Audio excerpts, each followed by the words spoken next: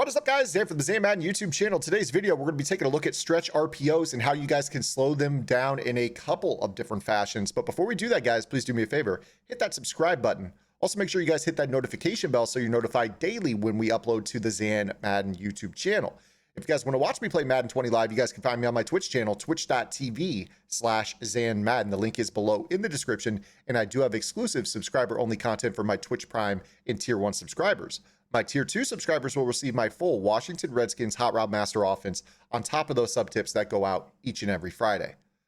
Okay, guys, without further ado, I've gotten a lot of requests for how to slow down RPOs, whether it be in my Twitch chat, in my Twitter DMs, here in the YouTube comments.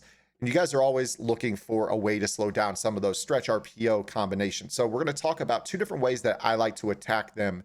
One is going to be a little bit more of a passive way that's going to rely on just having good gap integrity. And the other way is going to be more of a bait that can get you a crucial pick six down in a pinch. I really like the bait version, especially in the 2-minute drill where your opponent is trying to milk the clock away. Maybe they're up by 4 with 2 minutes to go and they go to an RPO like this. This is a great way to flip games on their head. I can't tell you how many games I've won with the bait trick that I'm going to show you here in this video as well. So we're going to be looking at a simple ace slot stretch RPO lookie. This could be likened to a gun ace slot RPO inside zone bubble. Basically the same type of principles here. The first way we're going to show this is pink zones. Pink zones that are found in cover 3 match are wonderful at this because they basically are going to play a match principle on the slot receiver. So I personally find that a pink zone to this player, first off, I mean, you've got 2-on-2. If you take a look here, we've got Fitzpatrick in the slot. We've got an outside corner over the X receiver. The numbers on the backside of this formation say, hey, don't throw the bubble. But let's say that they wanted to in a stretch bubble. They're going to be able to throw that. And you see how it just reacts, and we can get a guy out there pretty easily. So pink zones are really good at this. I like this better than your curl flats. You see, for instance, the curl flat slides a little bit further to the inside. It's not that you can't, defend it with a curl flat. I just tend to notice that, you can get those balls out a little bit more and there's a little bit more space right there. Minka's really a solid player, but sometimes you get stuck out there with, maybe it's a linebacker, for instance, like if I were to call like 3-4, let's say that we're really struggling with the stretch and we want to flip the strength of this formation, and you end up with a linebacker out there because you have to have a safety down on the stretch side of this formation. Oftentimes you'll notice that we can throw this ball away from the linebacker and kind of scamper upfield. I find that the pink zones do a better job in general of defending this. So like if I were to flip this formation right here, obviously I probably would want to cover 3 sky. So if I were to flip this, you want that linebacker to kind of align over the top. Oh, looks like we're not getting it here. If you were to get this linebacker out here over that player like we did, and then put him into a seam flat, which is just up on the user interface for hot routing a defensive player, it will put him in a spot where he actually plays this a little bit better. So you're going to see here, if I go to throw this outside, you notice how Bud Dupree plays that a lot tighter than he does in his stock purple zone. So I find that seam flats in general are better assignments for defending this than the purple zones. So again, if I were to audible into cover 3 sky, maybe flip the formation, and then I were to put Bud Dupree into that seam flat, you're going to notice that he kind of hangs on a little bit more tightly to this throw. You see how we go to the backside? Bud Dupree is right there. It's just a click on and a suction tackle. Obviously right there, we were able to break that tackle, but he is in a spot where he could go ahead and make that play. Now, the way that I want to show you that is going to kind of flip this on your opponent's head is going to be kind of a bait principle. So what we're going to do is we're going to go right back into the ace slot. We're going to go to that stretch lookie, or I'm sorry, the stretch bubble, not lookie. Lookie's a slant. And what we're going to do is we're going to bait them into this call with a cover 2 defense. And what you want to do with this is you want to base align, because what you want to tell them is, hey, we're going to take this slot defender, Bud Dupree, we're going to bring him in the box. I want you to think that you've got this bubble because that slot is uncovered. And what we're going to do is we're going to take that outside corner and man him up on the slot receiver and pass commit. And if you do this right, you should notice that that player that we manned up will not get blocked. First off, he's, inside leverage enough where he should be able to sneak away from that blocker. Higher play recognition, higher man coverage is nice as well to really get them to take a good pursuit angle. But what ends up happening is they go to throw this. You see how that guy's right there for the pick. You're going to be able to pick that ball off back the other way. I can't tell you how many times. It's probably been over the course of an entire year, close to 100 times I've had this pick go down. It is a little bit riskier, obviously, because if you go to this cover 2 shell and you base align and you man up that player, and you guess wrong, say for instance that they check out to like 4 verticals or whatever, obviously that's going to be an easy touchdown pass down the sideline. Obviously right there, that was an inaccurate quick throw by Lamar, but obviously the outside receiver is uncovered. So if you're going to do this and take the risk, my recommendation here, and this isn't going to prevent, big yardage, but it can prevent the one play score, is maybe crisscross on the backside. Put that safety in a spot where he's getting out wide. That way, if they immediately decide to try to throw a streak out of 4 verticals, at least you have a guy running over there to try to take that throw away.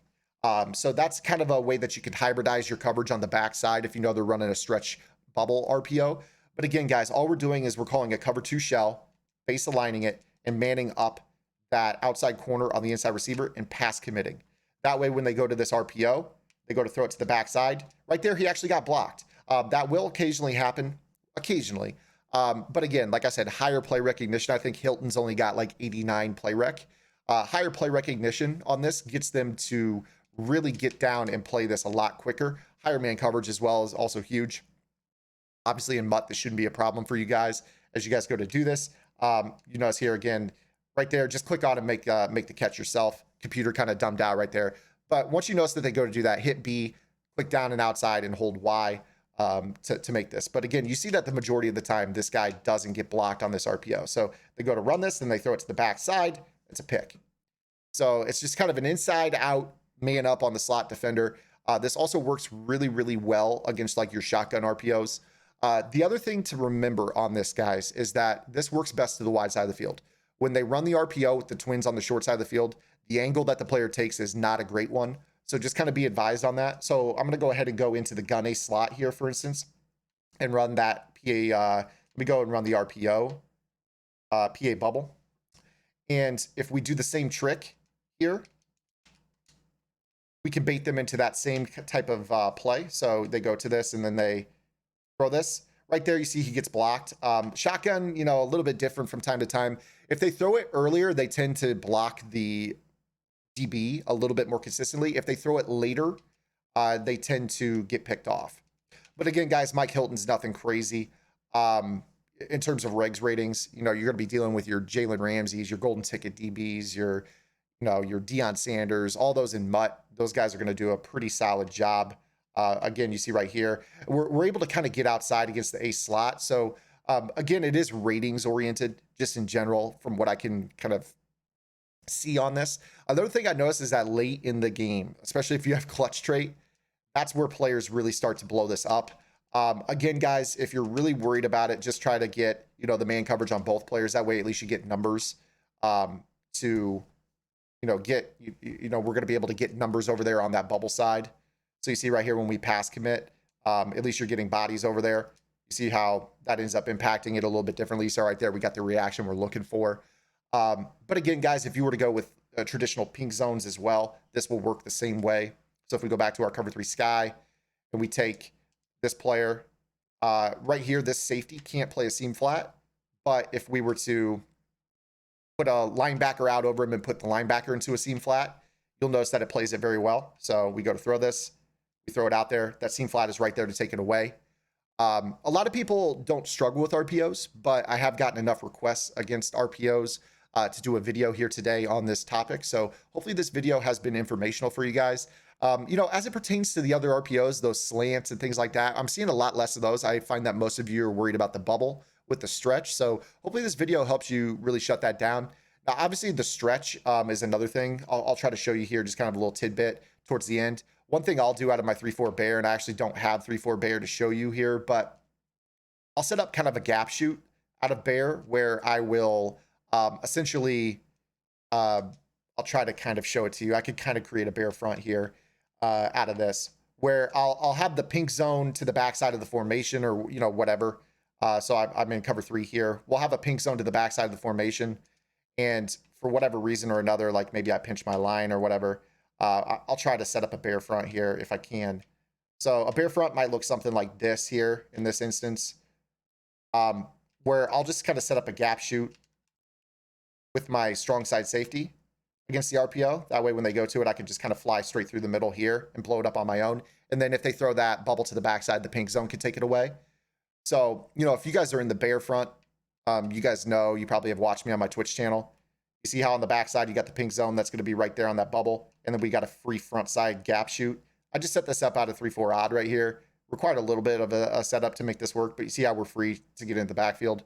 So this works pretty much the same way. Yeah, I mean, that's how I manually take away the stretch bubble out of bear. But those are the coverage adjustments to hopefully slow down the bubble screen so those aren't getting loose on you, or maybe even pick it off in a big game scenario. Hopefully you guys liked the video. If you did, make sure to give it a thumbs up, and we'll see you guys tomorrow with our next upload. Until then, this is Zan. Get in the lab and good luck.